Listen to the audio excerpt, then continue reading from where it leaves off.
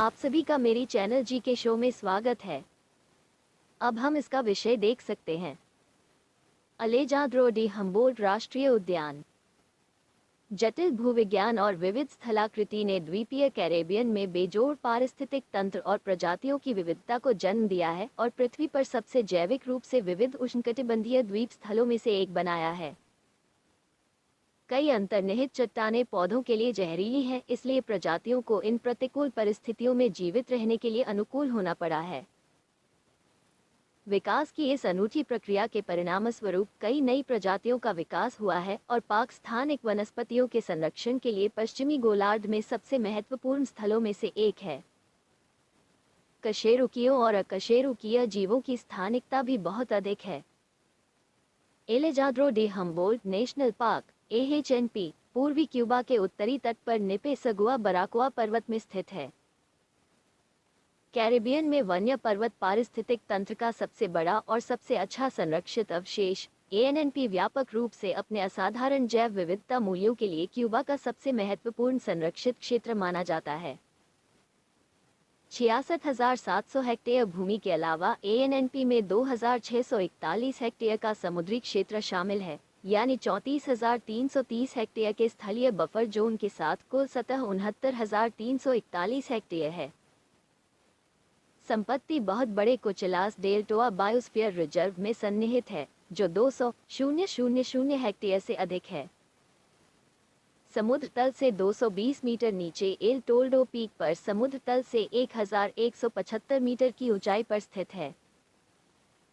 व्यापारिक हवाओं और पहाड़ी स्थलाकृति के संपर्क में आने के कारण पश्चिमी क्यूबा का उत्तरी तट देश का सबसे अधिक वर्षा वाला और सबसे ठंडा क्षेत्र है।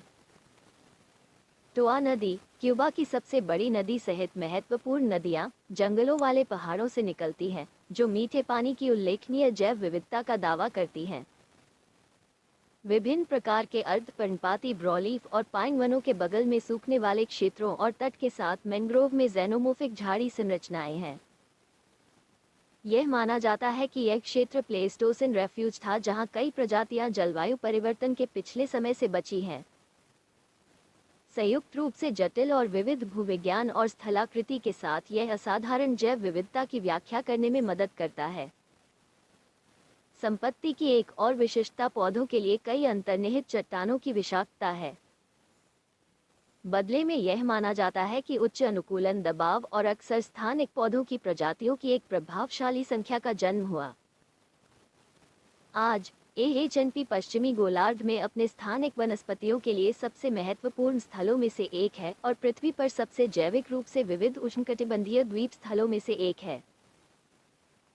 कई नई प्रजातियों की खोज की संभावना के साथ AHNP में 1,300 से अधिक बीज पौधों और फर्न की 145 प्रजातियों की प्रभावशाली सूची है, जिनमें से 900 से अधिक क्यूबा के लिए स्थानिक हैं और 340 से अधिक स्थानीय रूप से स्थानिक हैं। कशेरुकियों और अकशेरुकीय जीवों की स्थानिकता की डिग्री इसी तरह बहुत अधिक है।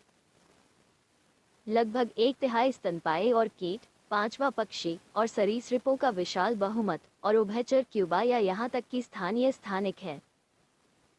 जहाँ तक समुद्री जैव विविधता की बात है तो वेस्ट इंडियन मैनेट एक प्रमुख प्रजाति के रूप में विख्यात होने के योग्य है, जबकि ऐतिहासिक रूप से मनुष्यों से बहुत कम प्रभावित है और वर्तमान में संरक्षण की अपेक्षाकृत अच्छी स्थिति में है।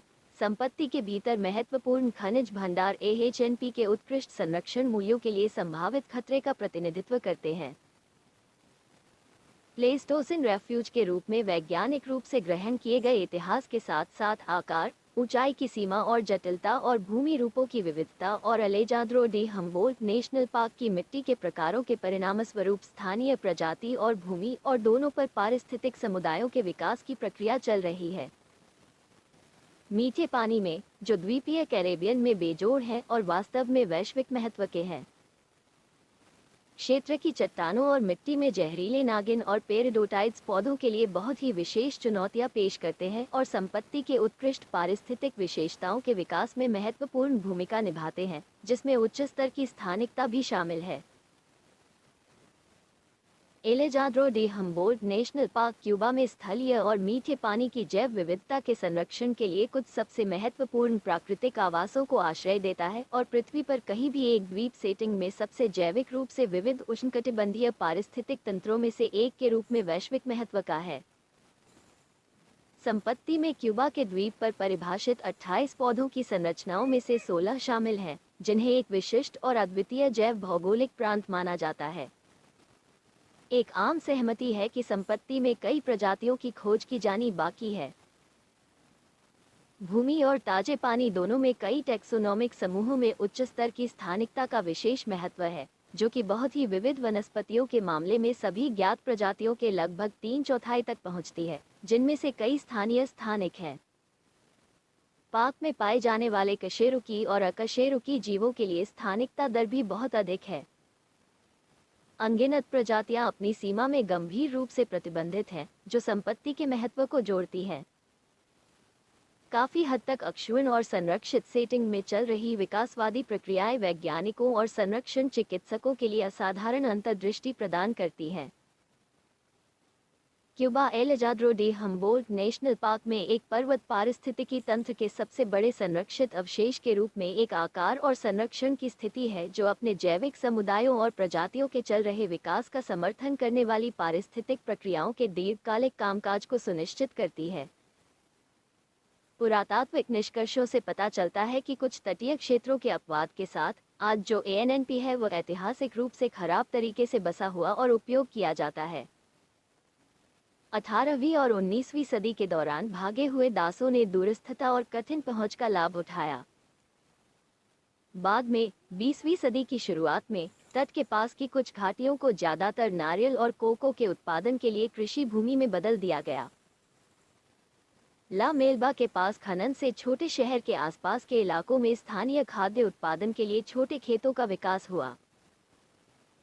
1940 और 1950 के दशक में टोआ और जगुआनी नदियों के किनारों पर लॉगिंग और खेती शुरू होने के बाद से प्रभावित क्षेत्रों को ठीक होने के लिए छोड़ दिया गया है। हाल ही में 1960 के दशक में शुरू होकर 1980 के दशक में इस क्षेत्र को संरक्षित क्षेत्र घोषित किए जाने तक पाइन्स की कटाई होती रही, जबकि अतीत में गड़बड़ी हुई है और संरक्षण के उद्देश्यों और आसपास के समुदायों की आजीविका की जरूरतों के बीच संतुलन बनाने की आवश्यकता बनी हुई है। एएनएनपी की समग्र अखंडता को बनाए रखा गया है, जिसमें कई पहले से परेशान क्षेत्र प्राकृतिक पुनर्जनन की प्रक्रिया में हैं। लंबे समय में सबसे महत्वपूर्ण खतरा संपत्ति के भीतर समृद्ध खनिज संसाधनों का दोहन करने का दबाव हो सकता है, जो निस्संदेह संपत्ति पर गंभीर प्रत्यक्ष और अप्रत्यक्ष प्रभाव डालेगा। कृपया मेरे चैनल जी के शो को लाइक, शेयर और सब्सक्राइब करें।